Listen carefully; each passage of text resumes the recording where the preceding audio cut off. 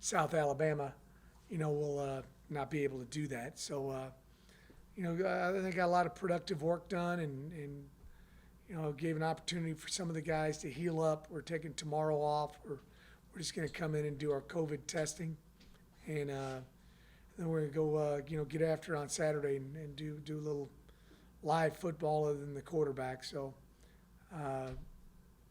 we had a good workout day, very productive. Questions for Coach Fritz?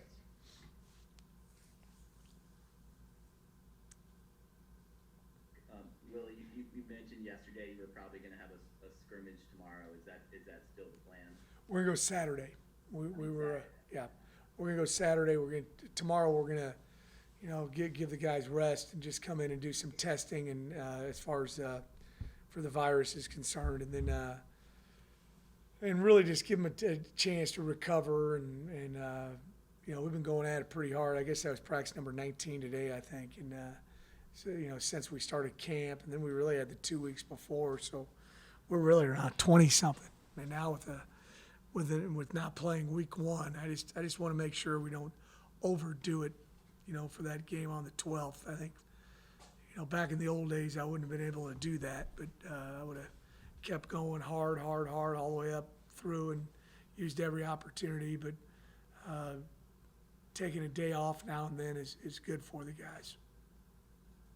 Good for the coaches, good for everybody. What time are you going to go on Saturday morning, Coach? We're going to be out there, I think we're going to begin at 10. Is that right, Tom? Yeah. Let me see, 9:45. I think we're taking the bus. The bus is leaving at 9:45. So we'll probably begin about 10. I think we got scheduled for 10:15, but normally we get going a little bit early. It's not too far.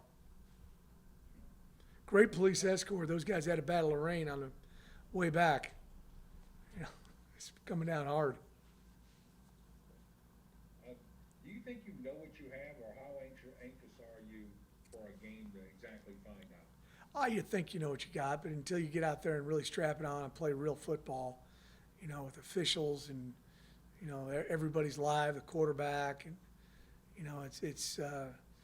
we won a competitive 2-minute situation the other day, again, ones versus ones, and, everybody was, I was the referee. We didn't have referees here, so everybody was complaining about the officiating, and, you got to keep reminding these guys, hey, this is not real football right now. The quarterback's not live. We weren't even in pads that day, but you like that competitiveness. But until you get out there and you go, you're always wondering, number one, are you prepared enough? And as a coach, you're always worried about that. And with all this extra time, we went over some things today that might not ever occur during a season.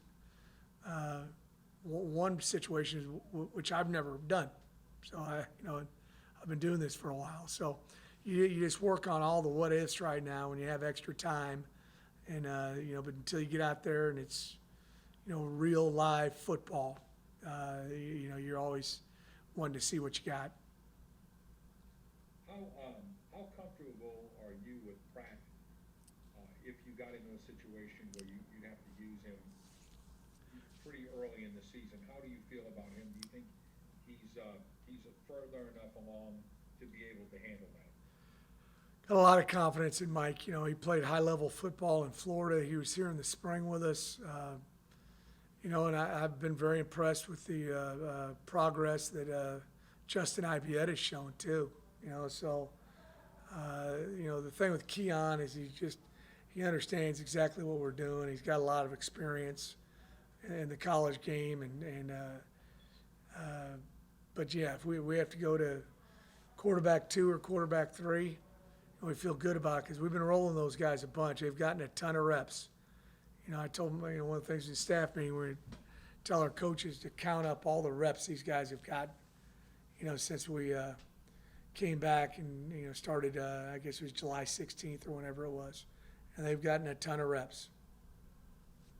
Do you think it's critical, Coach, knowing that you'll be moving on from Keon likely after this year? Is it critical that you develop both of those guys, and are there enough snaps be able to do that? Yeah, there really is, especially when you get into spring ball. And right now, we can afford to do it. When you start getting into game week, it's difficult to get three guys a lot of reps. We'll still get all three of them reps, but it'll be primarily the first team and second team guy getting reps. And you're right, you start thinking about, this, I guess, kind of what you call a free year this season as well. It's, you're with all the seniors and everybody on the squad right now. So it is a little different. Willie, do you feel like this has the potential to be the best defense you've had since you've been at Tulane? Yeah, but, we feel like we've got pretty good depth every place. We've got a few guys banged up on the defensive line, but I think they're going to get healthy and ready to go. We feel like we got good depth at linebacker. We got four guys that I think are quality starters in the AAC with Kevin Henry and Marvin Moody and Dorian Williams and Nick Anderson. I really got great confidence in all four of those guys playing those two spots for us. And then we feel like we got good depth in the secondary. We got, three corners for sure that we feel like can play at a high level of Division I football. And then there's, three or four safeties at those three spots that we feel really good about. Johnny Kerr has been a super addition for us. He can do it all too. He could play corner if we needed him to play corner. We're playing him mostly nickel right now, but he could also play strong and free. Probably just take him a few days to be able to do that. Been very impressed with, we got Larry Brooks and Chase Kirshen back in there. Those guys are almost coaches playing strong safety and free safety spot. But, Cornelius Dyson from Kentwood is going to be a big-time player. He's got everything you're looking for as far as his makeup, how serious he takes practice. And then he's 6'1", 200 pounds and can fly, and you never know. He didn't really play safety in high school.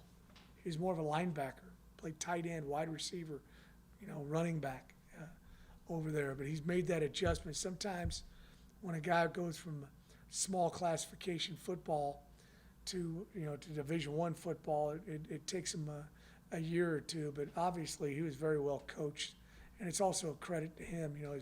His dad was a great football player, and so he's been around ball all his life. So, but he's another guy, a freshman that's jumped out there, and I think K.D. Hall is going to play for us at corner. And he's, we haven't had very many of those guys that have been able to come in and play right away for us. Coach, knowing that you're 2 weeks out here, are you how confident are you that this game is going to be played? It doesn't look like anything's going to preclude that at this point, does it? God, I hope not. Like I said the other day, someone's playing a cruel joke on us if we don't end up playing. We're full speed ahead. The big part right now is just making sure the guys aren't stale when we get into that game on September the 12th, and giving enough time off, and I've shortened the length of practice. Normally, we're going 2 hours and 15 minutes. We've cut it back, and our longest practice is 2 hours now. And today, I think we went 1 hour and 45. So we're cutting it back and making sure that we're staying sharp, but we just don't want to overdo it and dull the blade at all. We want to make sure that we're getting in the appropriate amount of work. Anything else for Coach Fritz? All right, thank you all.